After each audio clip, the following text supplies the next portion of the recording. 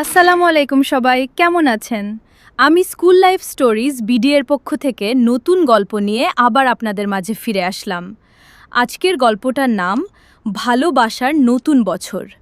গল্পের নায়ক আকাশ আর গল্পের নায়িকা নীলা। আচ্ছা, এবার গল্পে ফেরা যাক। নতুন বছরের প্রথম দিন, জানুয়ারি ১ তারিখ। আকাশ তার বন্ধুদের সাথে স্কুলে এসেছে। সবার মুখে আনন্দ আর নতুন কিছু করার উত্তেজনা। তারা ক্লাসের সামনে দাঁড়িয়ে হাসাহাসি আর গল্প করছে। হঠাৎ করেই আকাশের এক বান্ধবী শ্রেণীকক্ষে ঢুকল। তার সাথে ছিল এক নতুন মেয়ে। মেয়েটিকে দেখেই আকাশের চোখ যেন থেমে গেল। এক মুহূর্তের জন্য চারপাশে সব কিছু থেমে গেছে মনে হলো। মেয়েটির নাম নীলা। তার চোখে ছিল এক ধরনের শান্তি আর মিষ্টি হাসি। সে ক্লাসে ঢুকেই চারপাশে একটু লজ্জা নিয়ে তাকালো। তখনই আকাশের দৃষ্টি তার উপর গিয়ে পড়ে। নীলা ধীরে ধীরে নিজের সিটে গিয়ে বসে পড়ে, কিন্তু সে লক্ষ্য করে আকাশ এখনো তার দিকেই তাকিয়ে আছে। একটু অস্বস্তি লাগলেও তার ভেতরে কেমন যেন এক অজানা অনুভূতি কাজ করতে শুরু করে।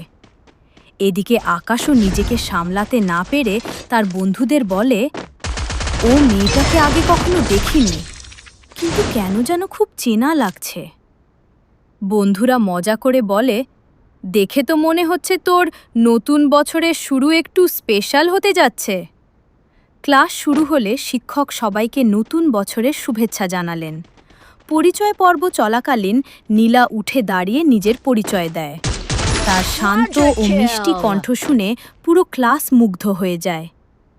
আকাশ তখন প্রথমবার নীলার নাম শুনে নিজের মনে বলল, নীলা, নামটা যেন হৃদয়ের কোথাও গেঁথে গেল। দিন যেতে লাগল। ধীরে ধীরে আকাশ আর নীলার মধ্যে ছোট ছোট কথাবার্তা শুরু হলো। ক্লাসের পড়া নিয়ে সাহায্য করা, একসাথে গ্রুপে কাজ করা, এসবের মাধ্যমে তাদের পরিচয়টা আরও গভীর হতে লাগল। একদিন স্কুল ছুটির পর আকাশ সাহস করে নীলাকে বলল, তুমি কি নতুন বছরে নতুন বন্ধু হিসেবে আমাকে গ্রহণ করবে? নীলা একটু হেসে বলল, বন্ধু তো আগে থেকেই হয়েই গেছি, এখন শুধু সেটা আরও একটু মজবুত করব।